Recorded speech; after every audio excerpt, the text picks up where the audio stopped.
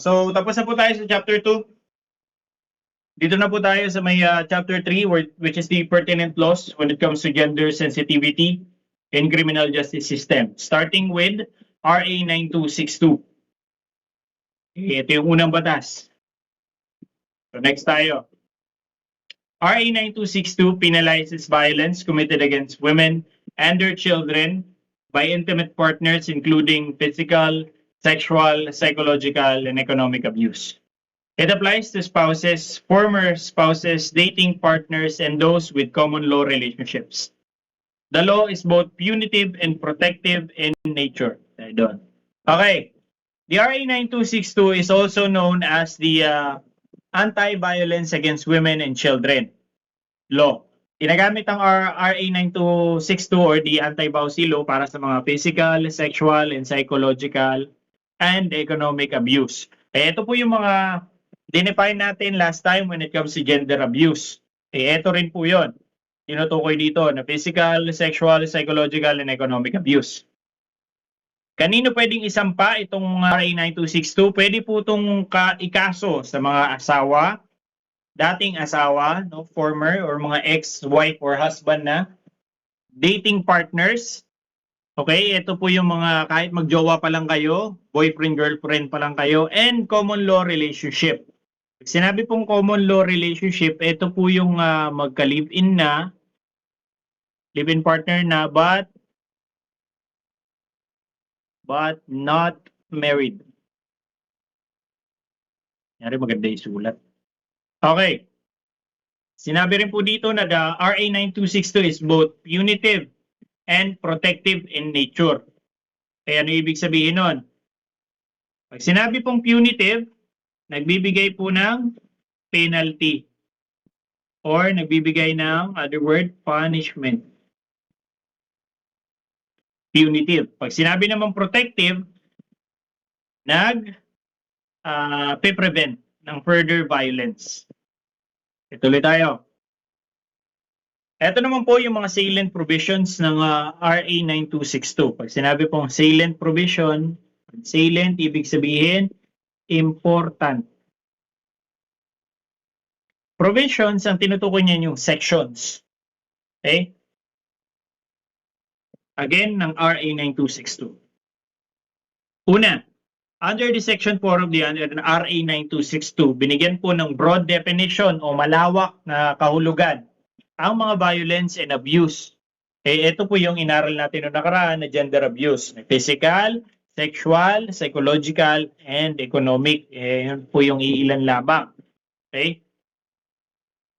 Another provision ng RA 9262 is yung pagpo-provide po ng protection orders. Specifically, the Barangay Protection Order, Temporary Protection Order, and Permanent Protection Order.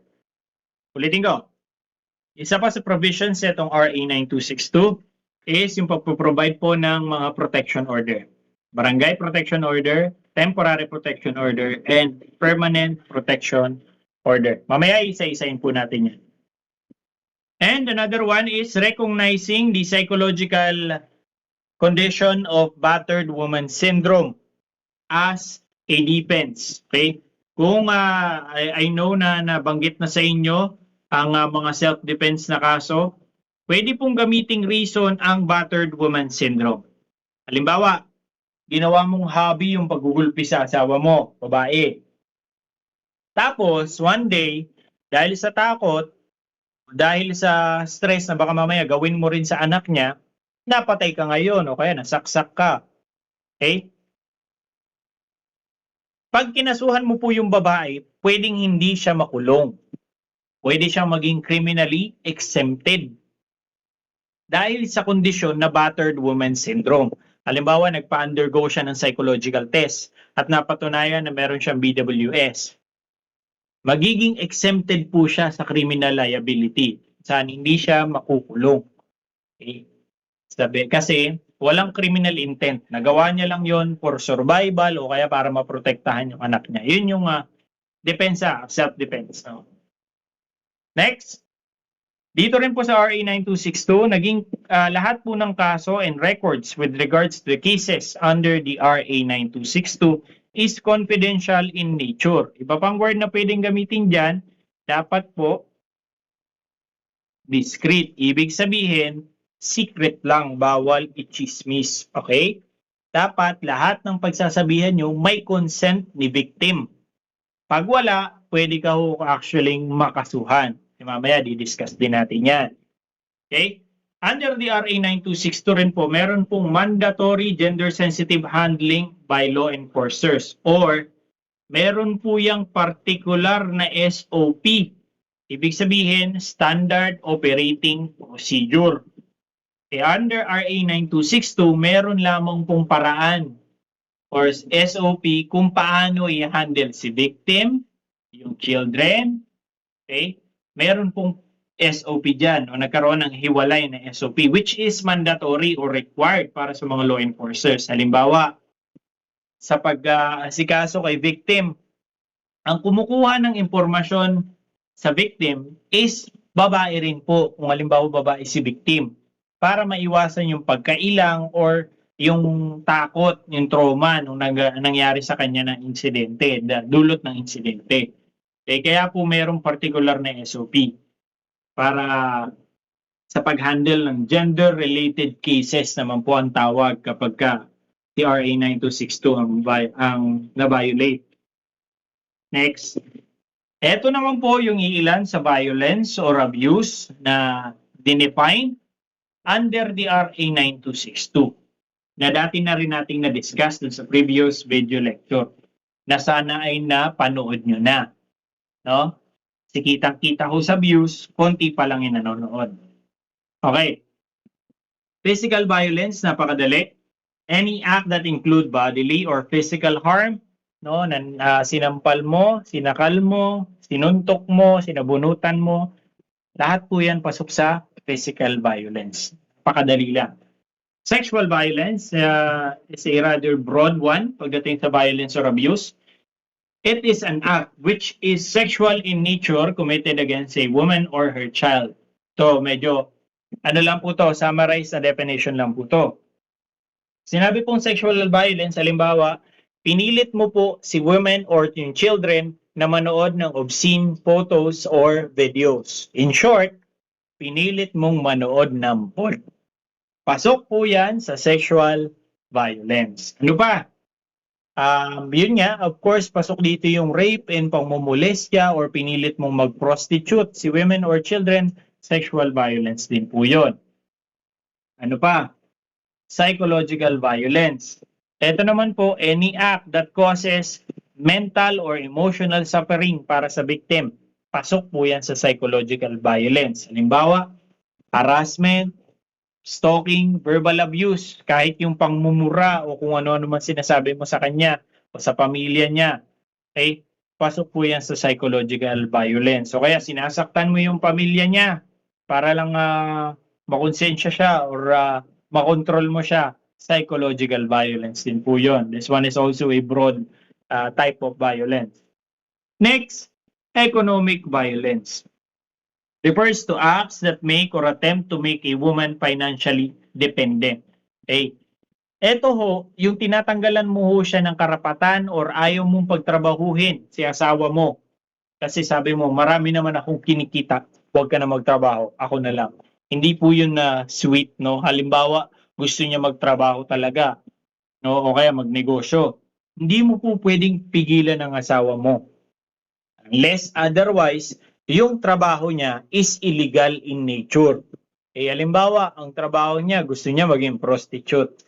Pwede mo siyang pigilan ngayon sa pagtatrabaho. Pero kung hindi naman illegal ang kanyang gustong trabahuin, kahit pa yan service crew sa kung anong fast food chain, wala ka hong magagawa. Meron siya karapatan na makapagtrabaho at maging financially independent.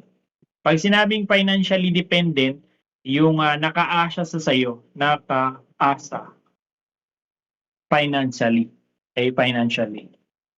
Isa pa sa mga importanteng provisions na na-provide ni RA 9262 is the issuance of Barangay Protection Order temporary protection order, and permanent protection order.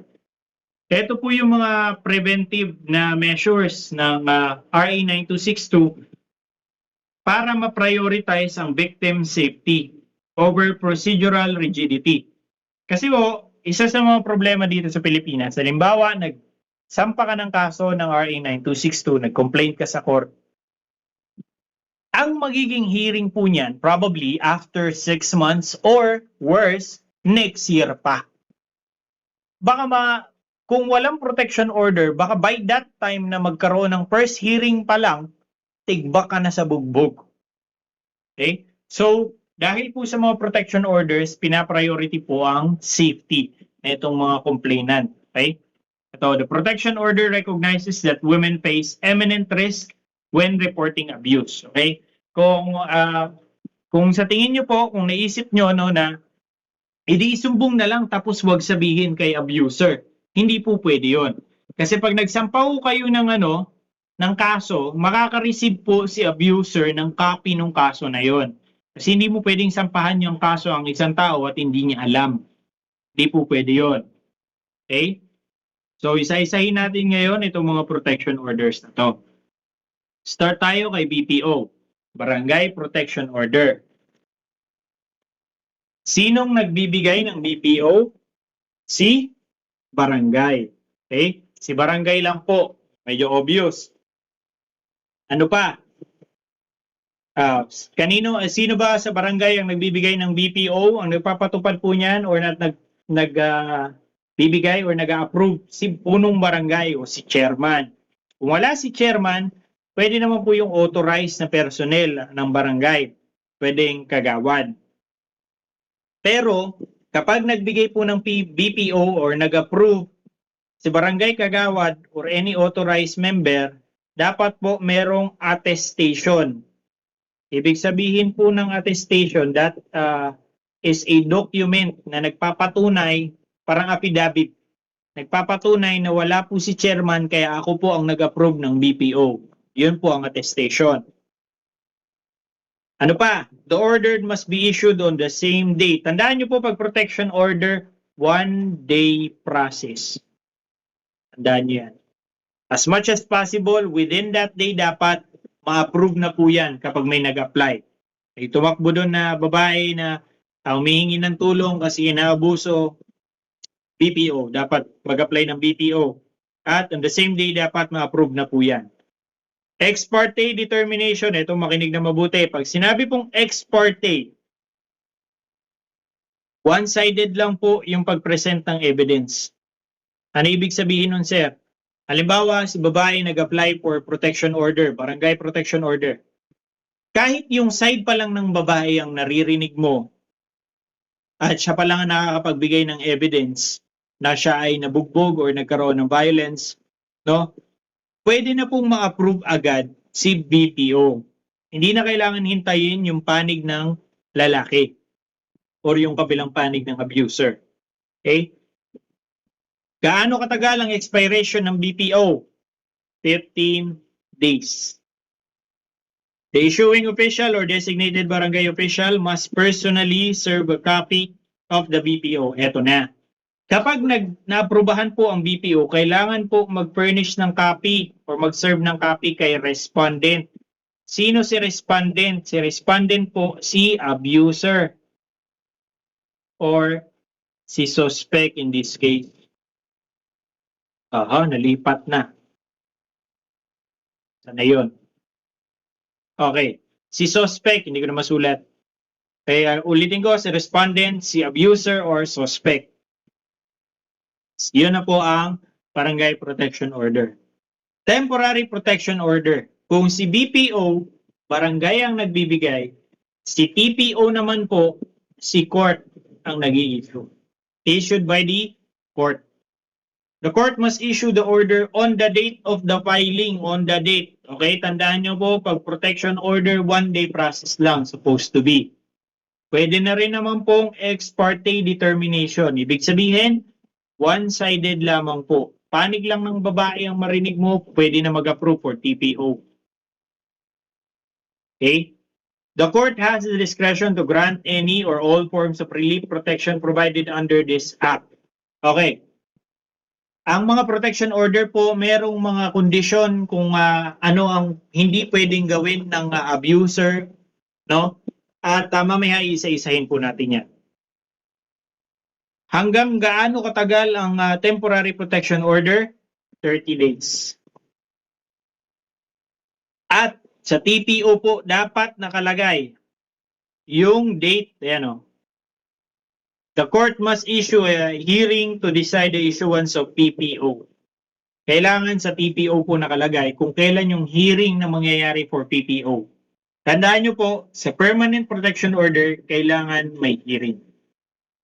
At sa TPO, dapat nakalagay na yung date. They may enlist law enforcement assistance if necessary. Okay, this TPO level pa lang, pwede na pong humingi ng tulong sa mga law enforcement. Halimbawa, bigyan nila ng order sa pulis na magbantay sa bahay o kaya dun sa workplace ng babae, pwede po yan.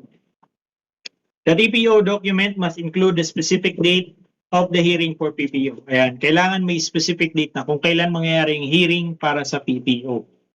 Nakakasunod pa po ba sa BPO and TPO? Sagot muna. Okay, tuloy tayo. Dito naman tayo kay PPO or Permanent Protection Order. Parehas po ni TPO, ang PPO po ay ni-issue ni court, issued by the court. Pero kailangan meron pong hearing. Okay? Pagdating naman sa hearing, pag si respondent, sino nga po ulit si respondent? No? Si abuser or si suspect. Ang ganda ng sulat, di ba? Intindihin nyo. Okay. Kapag si respondent umabsent sa hearing, wala siyang attorney o kaya hindi available yung attorney niya, itutuloy pa rin po yung hearing. Kung wala siyang attorney, mag-a-appoint po ng attorney niya. O ikaw muna attorney nito, mag-hearing tayo for PPO. Ganun ang mangyayari. Okay? Kapag si respondent naman umabsent, pwede naman pong pagdesisyonan ang PPO on ex parte. Ibig sabihin, again, one-sided lang. Or isang panig lang po yung pinakinggan. Pwede na magbigay ng judgment para sa PPO. Okay? Next, ano pang kailangan din alalahanin pag PPO? Kailangan po yung hearing matapos within a day, 1 day. Whenever possible. Ito tandaan nyo, whenever possible lang. Okay? Dahil nga maraming kaso sa korte, as much as possible within 1 day, tapos na ang hearing para sa PPO. Pero, pag hindi natapos ng 1 day, sir, pwede ba yon? Pwede. Pero alalahanin nyo, baka si TPO, si Temporary Protection Order, ma-expired na. Kapag hindi pa tapos yung hearing para sa PPO, pwede pong i-renew na lang ni court si TPO for another 30 days. Hanggang sa magkaroon ng final judgment para sa PPO. Okay? Pagdating naman sa evidence para sa PPO. Excuse me. Halimbawa, kinamit mong ebidensya na inabuso ng lalaki ang kanyang, halimbawa, nanggulpi siya o kaya may inabuso pa siyang katrabaho niya, kamag-anak niya, o kaya ibang tao maliban sa iyo. Ikaw yung applicant halimbawa ng PPO. Ikaw yung babaeng naabuso. Pero meron pa siyang ibang naabuso. Halimbawa nga katrabaho niya o kamag-anak niya. Pwede pong gamitin yon, yung pang-aabuso niya dun sa ibang tao, as evidence para sa hearing ng PPO. Yun po ang ibig sabihin nitong paragraph na to. The court can consider the respondent's history of abuse even if that abuse was directed at people other than the current applicant. Si applicant po, ito po yung victim ng bawsi ha. Si respondent, siya si abuser or si suspect. Ayan, nabanggit na naman si respondent dito. Okay, ano pa? Si PPO po, effective siya or kailan may expired until revoked.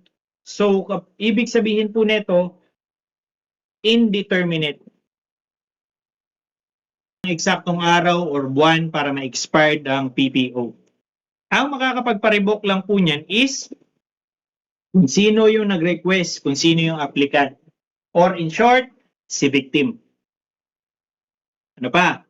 A PPO cannot be denied just because a long time has passed between the act of violence and the filing of application. Ito pa, isa.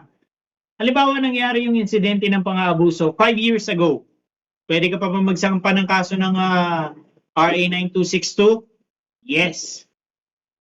Paano yun sa PPO? Kailangan pa ba yung ipatupad? O kailangan pa ba yung mag-apply for PPO kahit 5 years ago na nangyari yung insidente? Yes. Okay?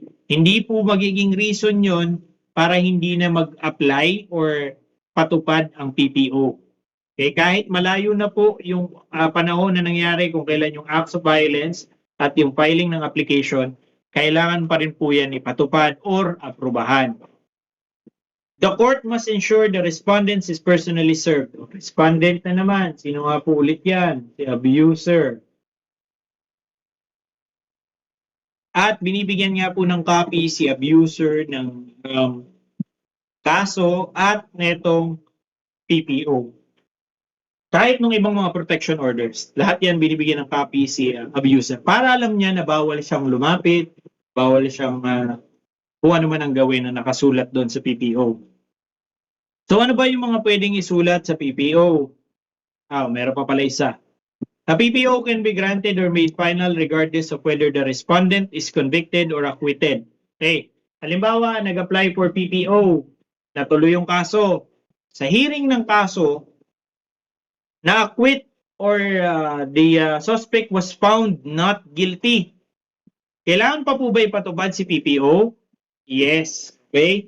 Regardless kung guilty siya or not guilty sa kaso niya or any related criminal case, kailangan pa rin pong ipatupad or aprubahan or i-grant si PPO. Kahit na na-dismiss na po yung kaso. Unless kapag yung act of violence talaga napatunayan na hindi naman talaga nangyari, tsaka lang po mawawalan ng visa at bawal na mag-apply for permanent protection order. Ulitin ko, if the act of violence was proved that it never really happened, bawal na po, mawawalan po ng visa at bawal na po mag-apply for PPO si victim. Next, ito naman po yung mga relief or yung mga request na pwedeng ipalagay sa protection orders. Pwedeng patupad ng court dito sa mga protection orders, yung ilan lang dito o kaya pwede namang lahat. Prohibit threats or acts of violence. Halimbawa sa protection order, bawal na pong mag-commit ng violence or kahit mag-threat lang na sampaling kita, bawal na yon according sa protection order. Pwede yun ilagay. Ano pa? Harassment or contact. Kahit anong klase ng pang-harass, harassing, annoying, calling, messaging, or contact, directly or indirectly, bawal na po. Pwede rin yung nilagay sa protection order. Ano pa? Removal from residence. Ito, maganda-ganda to. The respondent may be removed or excluded from the petitioner's residence. Ito mas maganda. Pag ikaw ang may-ari ng bahay, lalaki ka, common law relationship pa lang kayo, palalayasin ka ho sa mismong bahay mo kung saan nakalagay or saan nakatira rin si applicant o yung naabuso during the duration of the protection order, either TPO or PPO. Okay?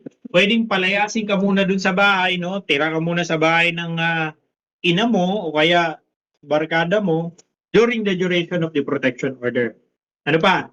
Stay away order. Pwedeng mag-issue si court ng halimbawa, bawal ka lumapit kay victim for 250 meters away. Pwede rin po yun. Kahit sa mga pamilya ni petitioner o ni victim, bawal ka rin lumapit. Ano pa? Possession ng essential property. Halimbawa, meron kayong motor o sasakyan. Pag mag-asawa kayo, binili nyo yung sasakyan, automatic, dalawa kayo may-ari niyan. Pag sa motor, halimbawa, hindi kayo kasal, pero parehas kayong nag-ambag sa motor, dalawa rin kayo may-ari niyan. Pwede pong iutos ni court na ikaw babae dahil ikaw ang petitioner, sa'yo muna yung motor, sa'yo muna yung sasakyan, bayaan mo siya mag-commute. Pwede po yun. Pwede pong ilagay yun sa protection order. Ano pa? Child custody. Kung kanino muna mapupunta yung bata, meron kayong anak, o meron kayong adopted child, pwede rin yun nilagay sa protection order. Ano pa? Financial support.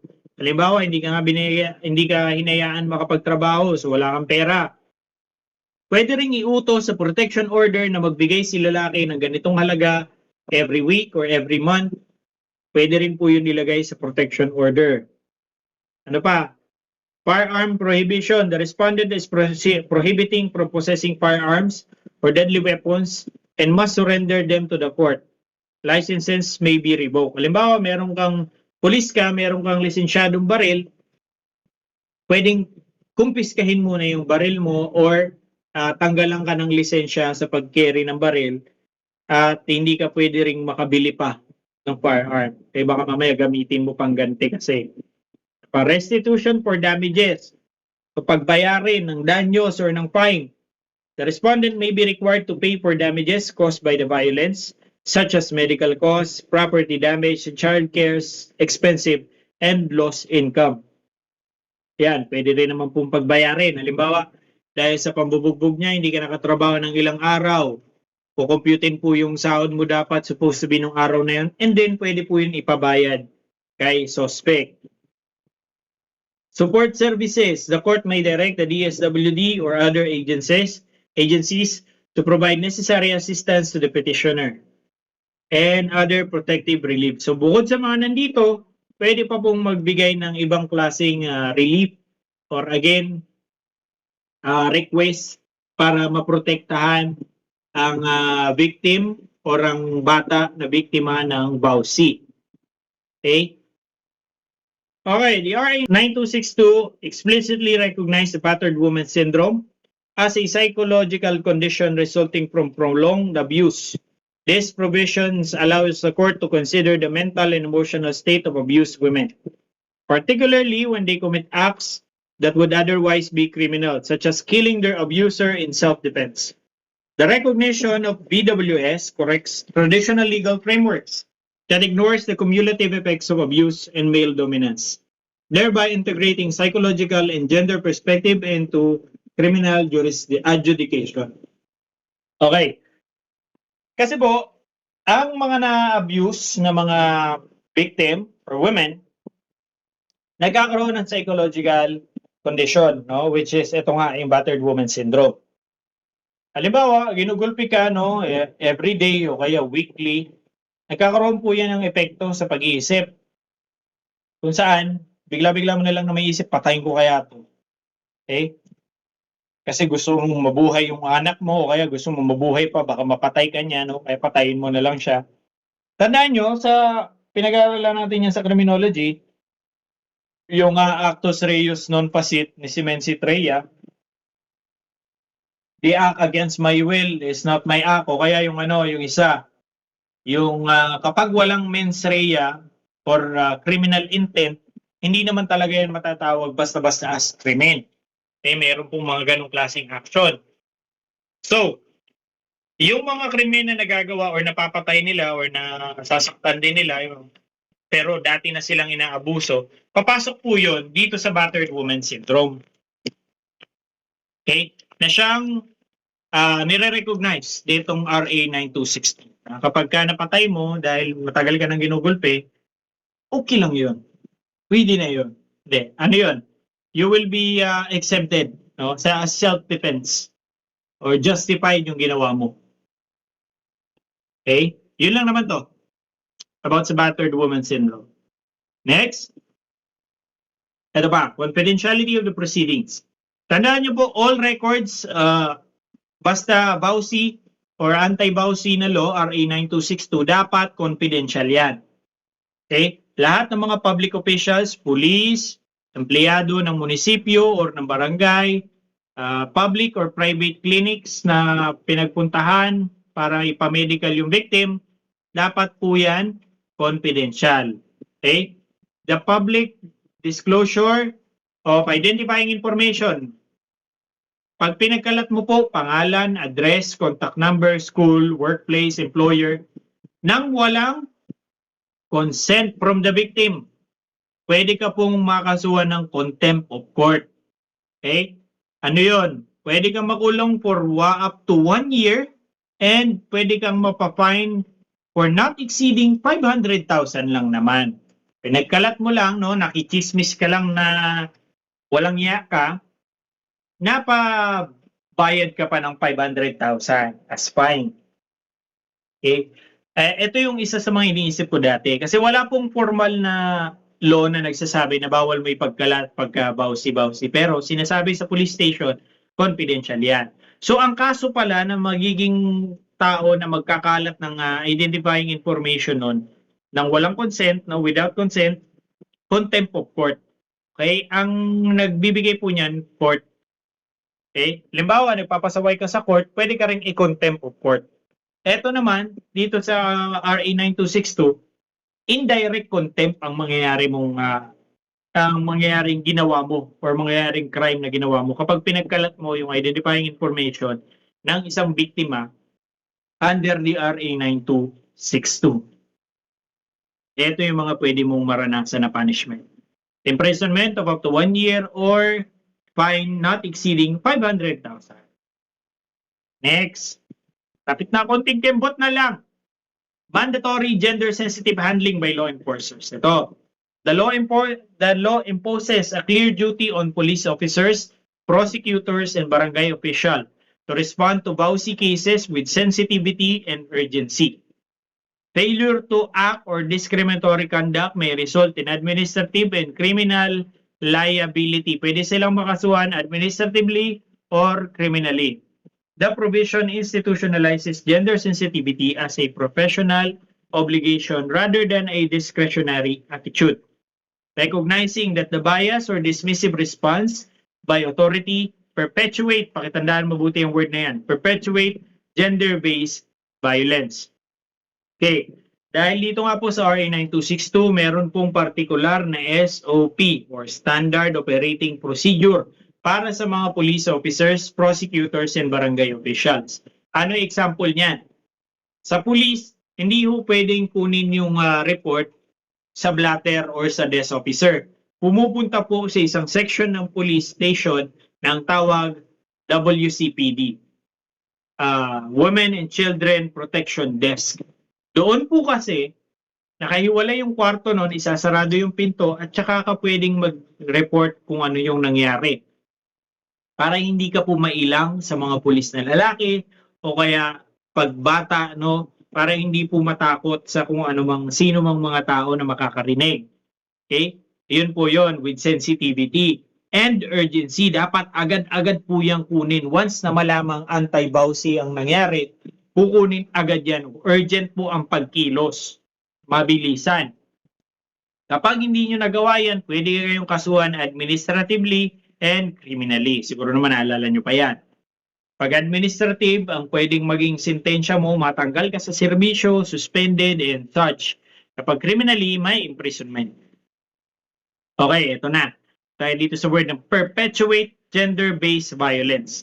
Sinasabi po dito, dahil sa batas na to, no, sinasabi po na ang pag-handle neto is professional obligation rather than discretionary attitude. No, hindi kung ano-ano lang na simpleng SOP lang. Dapat professional na obligasyon nyo pong i-handle to with sensitivity and urgency. Bakit? Kapag hindi nyo inayos ang pag-handle nito, pwede pong ma-perpetuate ang gender-based violence or gender-based cases. Ibig sabihin ng perpetuate is mag-continue pa po. No? Dahil total, wala naman pa kayong mga pulis. Sige, ulitin natin. Ganon po yung pwedeng maiisip ng mga kriminal. Okay? Pag hindi po maayos. Okay? Pero pag nakita mong seryoso yung mga pulis sa papatupad ng ganitong klaseng procedure and ng kaso na to, pwedeng maiwasan pa or ma-prevent yung mga nagbabalak pa, no? Na, ay, grabe yung panghuli dun sa isa niyan, kaya dapat wag na lang, no? Kung sino man ng mga walang iya dyan, no, nagbabalak, para hindi na po mag-perpetuate or hindi na magtuloy-tuloy pa yung presensya ng ganitong klaseng kaso. Naintindihan po ba, people? Diyan pa ba kayo? Kasi yan na yung last